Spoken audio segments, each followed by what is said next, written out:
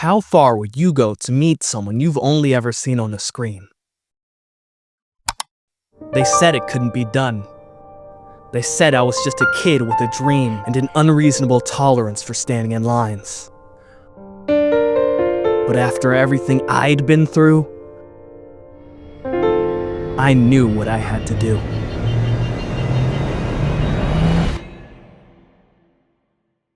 Look, I'm not proud of how quickly I dropped everything when I heard CDawgVA was ending a cyclothon while I'm in Tokyo, but I thought I could meet the man. So naturally, I took that as a personal invitation. Look, I've been watching this guy for years.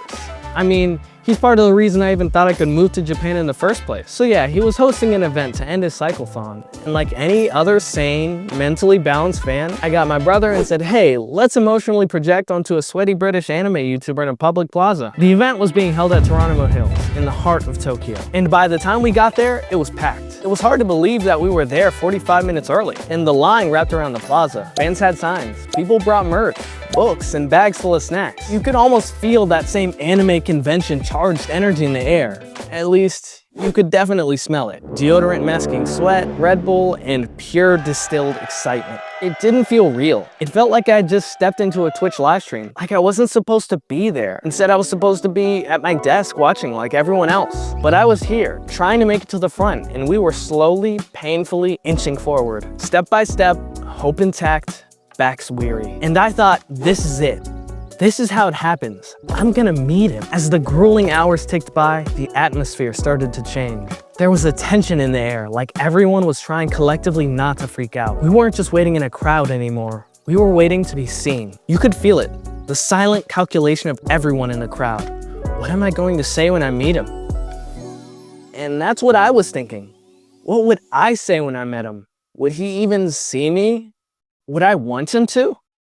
Some people prepared their cameras, some fixed their hair, and some just stared blankly into the distance like they were dissociating and their brains had blue screened. Meanwhile, I was trying to act chill. It's 150. Because I knew that if I just held the line and stayed patient, my moment would finally come. And then it happened. But first, a word from our sponsor. Just kidding, unless you haven't subscribed, in which case, CDawgVA arrived. He rolled through the finish line like he just got isekai'd from the world of pain and tears into the land of cheering fans. It felt like a K-pop debut, like Zeus descending from Mount Olympus. The crowd exploded. People were filming. I think I heard someone crying. And in that chaos, I was there, on stream. I made it. I was in the front. I was part of the moment. And I thought, this is gonna be a story I tell for the rest of my life. Or at least on my YouTube channel. The event was rolling smoothly. I was ready. All that was left was a handshake. And then, nothing happened. Like, literally, nothing. But he promised. Have you donated? He was even person. Please tell me you donated so I can give you a handshake. There was no meet and greet. No line of fans getting called forward. No, hey guys, we'll be shaking hands in a second. Just a dismounting off the stage. CDawgVA, Chris Broad, Premiere 2, and Paul the cameraman all disappeared into the distance. No announcement, just a slow diffusion of hope, like air leaking out a balloon. I turned to my brother next to me and said, was that it? I checked Discord. I checked Twitter. I checked my soul. I walked away from the stage dazed, emotionally bruised, spiritually unhandshook. Even my brother, who has the emotional capacity of a boulder, said, no way. Which is basically him reciting an epic poem of sorrow. We had stood there for hours, clung to hope, felt the hands of fate moving in our favor. Then, poof, no closure, no reward. Just 200 people collectively gaslighting themselves into thinking they were okay with it ending that way. But here's the thing, on the way back, still wearing that post-disappointment daze, I ran into someone.